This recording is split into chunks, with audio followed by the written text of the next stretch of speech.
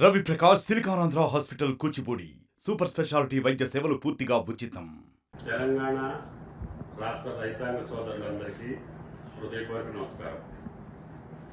కాంగ్రెస్ ప్రభుత్వం ఇచ్చినటువంటి మాటకు కట్టుబడి ఆనాటి పిసిసి అధ్యక్షుడిగా రేవంత్ రెడ్డి గారు నేను డిసెంబర్ 9 అధికారంలోకి వచ్చిన తర్వాత నేను 2 లక్షల రుణమాఫీ ఒకే దఫా చేస్తానని మాటిచ్చి ప్రభుత్వంలోకి వచ్చినటువంటి కాంగ్రెస్ ప్రభుత్వం ఆయన ఇచ్చినటువంటి మాట ఆగస్టు నెలలోనే లోపుగానే నేను 2 లక్షల రుణమాఫీ చేస్తానని చెప్పి మొదటి విడతగా 18వ తారీఖు సాయంత్రం 4 గంటలకి రాష్ట్ర రైతాంగాన్ని ఉద్దేశించి అన్ని వీడియో కాన్ఫరెన్స్లో అన్ని మండల కేంద్రాల్లో ఉన్నటువంటి రైతులను ఉద్దేశించి ప్రసంగించి ఆ రోజే ₹1,00,000 రుణం ఉన్నటువంటి ప్రతి రైతు ఖాతాలో ₹1,00,000 ఆయన ఖాతాలో జమ చేసేదానికి 18వ తారీఖు సుముహూర్తం నిశ్చయించారు. కానీ రైతులందరూ ఆ కార్యక్రమంలో పాల్గొని ఆ ₹1,00,000 వెంటనే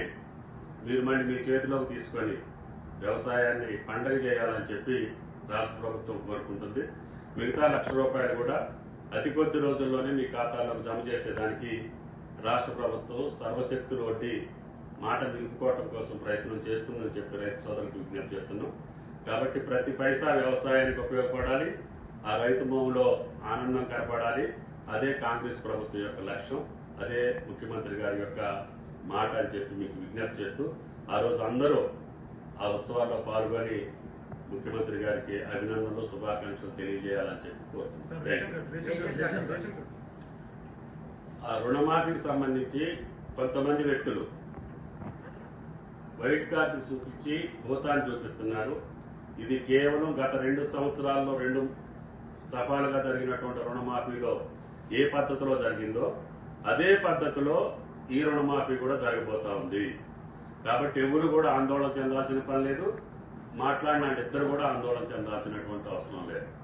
మీరు మొదటి దఫా 4 సంవత్సరాలు 4 విడతలుగా ఇచ్చి రైతుకు ఉపయోగపడినటువంటి రుణమాఫీ, రెండోసారి 20,000 కోట్లుంటే 11,000 కోట్లే వేసి ₹1,00,000కే మీరు రుణమాఫీ చేయలేనటువంటి దుస్థితి నుంచి ఈరోజు ఒకేసారి 2 లక్షలు మాట ప్రకారంగా మొదటి పంట కాలంలోనే రుణమాఫీ చేస్తూ ఉంటే వాటిని గురించి మీరు ఈ రకంగా మాట్లాడటం అనేది రైతాంగం అసహించుకుంటుంది.